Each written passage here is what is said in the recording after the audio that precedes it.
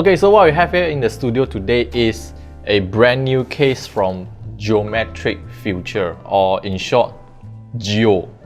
And the model, this one is called Model 2, the Arc. Well, apart from some rather cringy names itself, this is a particularly unique PC case, MATX or small form factor case.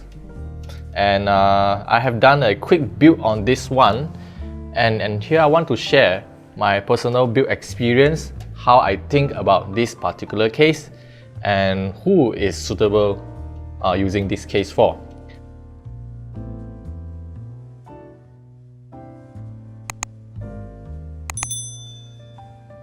So when it comes to PC case, we can categorize them into two different groups. One is more onto the practicality and another one is more onto the aesthetics. I would put this one under the more onto the aesthetic side because in terms of the practicality, it may not have the most make sense design, but at least it looks really good from the outside. From what we can see here, this is a tall cuboid shaped case with all the mesh surrounding it, and the color scheme, it looks really nice, especially with this kind of placement of the squarish design. I don't know how to describe this thing, but this is what you get. Basically, even from the top, you can also see they are like what do you call this, mesh and everything, and bottom as well. Based on the product page itself, you have a lot of different configuration options depending on what motherboard you are deciding to use on. For example, based on their webpage, if you want to use ITX motherboard, you can have 4 different configurations. MATX, also 4 different configurations. So depending on what kind of components you want to use, you can mix and match and then arrange according to whatever you want to do. But one thing I want to straight away tell is that this is not particularly the most practical design, is because look at all the openings around these panels. You are literally sacrificing a lot of basically the dust filtration for the looks itself. It looks futuristic and should I say futuristic and steampunk alike, yeah. So the construction of the case is mostly plastic, except for the inner metal steel frame. So there's, of course, because of that, you get a lot of creaks, and you can see the flexible panels here.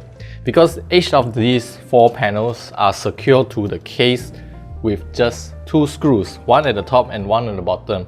And speaking of screws, unfortunately, because of the emphasis on the aesthetics, so you don't get a lot of toolless design in this case. So let me just remove all these panels and we can see what I mean with this. Due to the design of this particular kind of flimsy panel itself, so I won't recommend you if you want to lay it down like this. So if you ever want to lay down this kind of case, you probably need to remove one of the panel so that you can do it like this. So then at least you can place it on a flat surface on a table. And also, if you look at the bottom here, there are no rubber feet or anything that can help to support this PC case.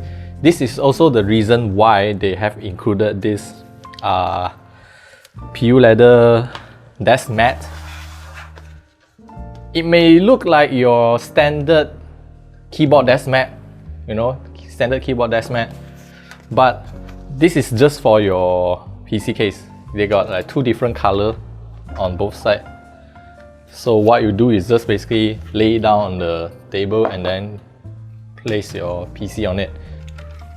So while I was dismantling the panels, Koki did ask me about how do we turn on this thing? Okay, the power button is at the top here, and the cable for the front panel is here. So you do have a power switch over here. You just have to connect this to your motherboard, and as well as this ARGB header, because around here we do have a light diffuser surrounding it. So it is what it is. And some of you probably noticed that this case doesn't have any sort of front USB-A or USB-C or audio output. It is because they have included this particular puck. I don't know, would we call this a puck? Should be? Looks like a puck. Looks like a puck actually. And okay, this case is called the Arc, while this particular is, this part is called the Nova. What you get is, the front is 3 USB type A and 1 USB type C. Impressively, all of them are 10 gigabit per second. So USB 3.2 Gen 2. And at the back is a separate headphones and microphone output and input. So okay, that's really good design. Consider they have this at the back, because you probably won't have to like unplug and reconnect at all the time. And the cable they have provided is a rather short, I believe it's 60 centimeter, Type E to Type C. Type E is basically the one on your motherboard, USB 3.1 on your motherboard. So a rather unique design, but unfortunately because of this 60 centimeter length, you are pretty much limited by how you're gonna place this PC. So because this thing is usually located at the bottom side of this motherboard, let's say you want to plug in this, you will need to like route this cable out from the case, and so that you can put this on your table. I would rather if they provide like a longer cable for this. Otherwise, you will probably need to use your own USB Type-C to Type-C cable and plug into the motherboard's connector at the back. When you are at this point of case, you can see that we have a dummy build from this one. We have used a MATX motherboard, a full-size ATX power supply, as well as a bulky 3080 Ti from Aorus Extreme. So this 3080 Ti is actually a 4-slot graphics card. So you can see from here, there are still space from here, because obviously if you can support MATX motherboard, definitely you got enough space here for your graphics card. And like I mentioned, because of the non-toolless design, that means getting into this particular case is quite a bit troublesome. Consider that we have to remove total of 8 screws just to remove the panels, and then you need to have remove another 4 screws if you want to like gain access to the internals. But the end result is I think is a good one, because once you like remove all these panels, you will have a easier reach into all the components.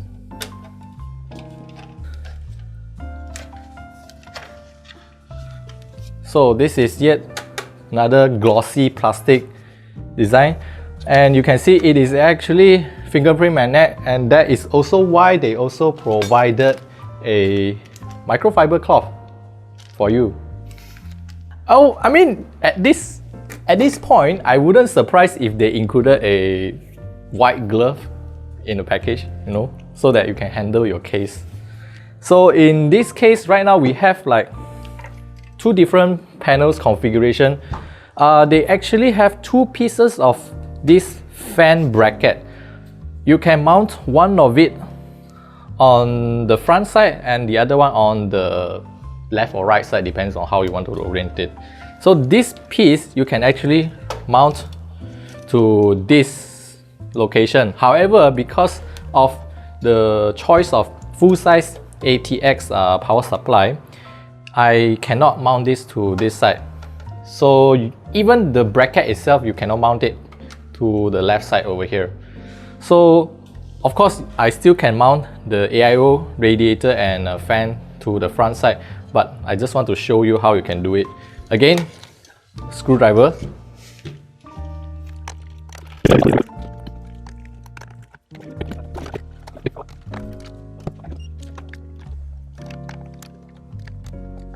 So for example, if you want to mount a 240 AIO, yes you can by just doing so.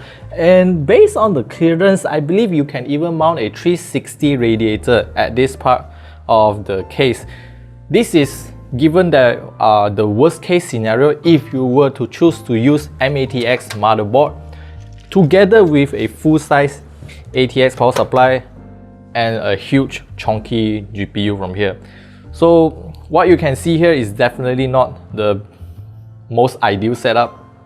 So of course, if you were to ask me, I would definitely recommend you to not use a full-size ATX power supply. It's simply because of two reasons. Number one, it takes up too much of the space to the point that you will have to sacrifice one of the fan bracket because I have no way to install this back into the case. And also there's another problem with the full-size power supply is that the cables that comes with the power supply are usually longer than ITX ones.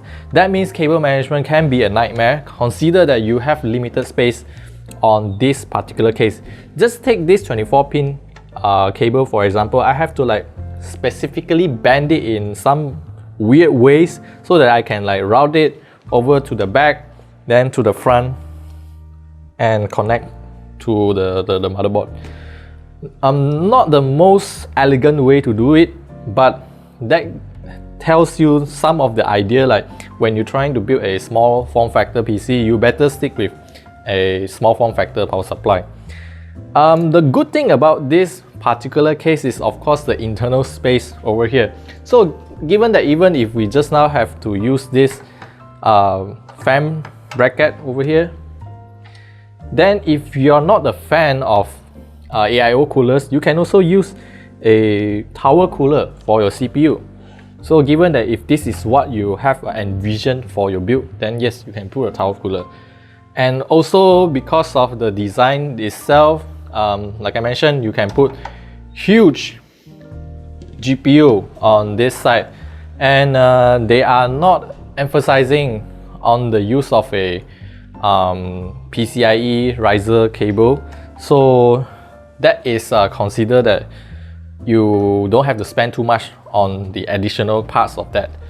So let me just remove the GPU for now. Oh, okay, again, I almost forgot about this. Removing GPU is not as straightforward as it may seem on other like cases as well, because you will also need to like remove the bracket. This particular bracket is kind of unconventional way to install. Definitely I have to like point out this. It's because of the sequence, just like what we have mentioned in a few of our previous build videos, that ITX or generally small form factor PCs, you will have to like plan out your build in advance. Otherwise, you will definitely face some challenges. So how your GPUs are mounted is that you have to like screw in the bracket to your GPU first, and then only you slot into the motherboard and secure the bracket to the motherboard tray. Not sure if that makes sense to you. So if you can see that over here, you do have a few of those screw holes over here. These are to secure your rear PCI bracket. So this is the GPU or the rear IO bracket. So you have to like put this over here, and you just have to like screw it in position. So they actually provided two pieces of this bracket because we know that nowadays some GPUs they have like triple slot design on the rear panel. So you definitely need to like use an additional piece of this to go along with it. And yeah, that's the basic idea of this thing. Otherwise, In terms of the cooling design, you have two pieces of the fan bracket. You can install 120, 120, what is that? 480 of them. But I don't think you have enough space to do that. But the detailed breakdown, you probably need to refer to their website. They got like a very detailed breakdown on whichever configuration, depending on whether what motherboard and what GPU you're using and what power supply you're using. That also means it will affect your AIO choice as well. And of course, all these accessories are meant for you to mount a different size of components. For example, this is for your small form factor power supply, while the larger form factor power supply is using this particular bracket, which is also have to be secured in by in a unconventional way. So if I just like remove this part, so this is how it goes in. So the power supply is here, but I haven't disconnected the power supply from the back. But you get the idea. This is basically a single piece of metal that you screw into your power supply, and then you have to like lock it in place. That is pretty much the idea. Now you can see the whole thing is wobbling. It's simply because of physics. The entire piece is the bottom metal plate is secured to the plastic frame. I mean, this could sound like a very bad idea because the entire structure now is the C-shaped structure. So you get the idea on how this thing works. One thing for sure is that, okay, one particular toolless design is the only toolless design is the hard disk mount or the tray at the back of the motherboard tray. It dismantles. It can support up to 2 drives, one 3.5 inch and one 2.5 inch or two 2.5 inch. You hook it over the top here and then screw in the bottom. I don't think this is a very important design because nowadays the NVMe drive are getting more affordable, and I wouldn't want to use even SATA drives, even SATA SSDs in my PC right now, because they are generally worse when it comes to like even loading games, or when you're trying to update a patch for it, it will usually use up 100% of your drive capacity, not the drive performance capacity. So yeah, so I think up to this point, you pretty much have an idea how this the Model 2, the ARC works right now. So based on the price, what's the price again? So before we conclude, we have to go back to our original understanding on how a PC case can be seen as whether it's relevant or not to us. Number one is the practicality, and number two is the design. Geometric design, Model 2, the ARC is definitely not fitting into the practicality segment, simply because that they are emphasizing more on the design and the personality within this particular case. So if you like something that can show off a bit on your personality and you kind of like this kind of design, so yes, so be it. This is a very interesting case with a lot of different configurations you can go. Even the motherboard tray itself, you can adjust the height of it so that you can either give it extra room for the rear I/O, or you want to like put a super long graphics card. This is a very flexible case for it. Just that, of course, a few negative things I definitely need to point out. Number one is the non-toolless design. It is extremely troublesome if you want to like unscrew a lot of screws, just need to remove some part of it. And number two is the overall constructions that emphasize too much on the use of plastic to the point that it creaks all the time whenever you're handling the case. And because of the glossy plastic also, you would need to take extra care on it, otherwise it will get scratched or leave a lot of fingerprint marks on it quite easily. And number 3, I would say, is the rather weird choice of not including any sort of a rubber feet to support the device itself. Other than that, I think this is a brilliant case if you just want to build a nice ITX case. My suggestion is go with SFX power supply, ITX motherboard, and GPU, whichever GPU you like. Then you will be very satisfied with this design of the case. And apart from that, the price 999 yuan on Taobao. 999 yuan on Taobao. Now, considering the price, this is I would say this is one falling under the premium price range of the case. Unless you really like this kind of cuboid, tall cuboid design, not many options available in the market right now, except for the NZXT H1.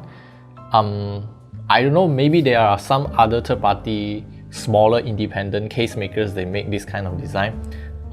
Maybe Cooler Master has it as well, but I don't know if they are releasing that product anytime soon or not. Now, yeah, I would say it really depends on your personal taste. And yep, if you have any questions about the Geo Model 2, the ARC case, you can always leave your comments down in the comment section below. And I will see you guys in the next video.